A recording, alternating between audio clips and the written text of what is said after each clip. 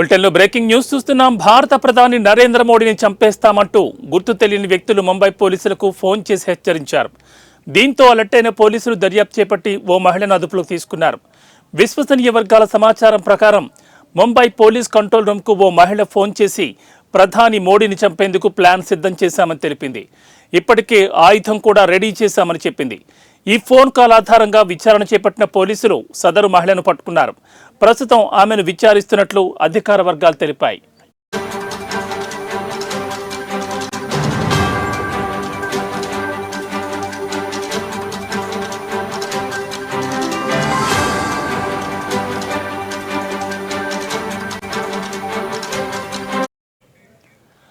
భారత ప్రధాని నరేంద్ర మోడీని చంపేస్తామంటూ గుర్తు తెలియని వ్యక్తులు ముంబై పోలీసులకు ఫోన్ చేసి హెచ్చరించారు.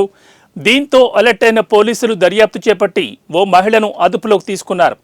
విశ్వసనీయ వర్గాల సమాచారం ప్రకారం ముంబై పోలీస్ కంట్రోల్ రూమ్కు ఓ మహిళ ఫోన్ చేసి ప్రధాని మోడీని చంపేందుకు ప్లాన్ సిద్ధం చేశామని తెలిపింది.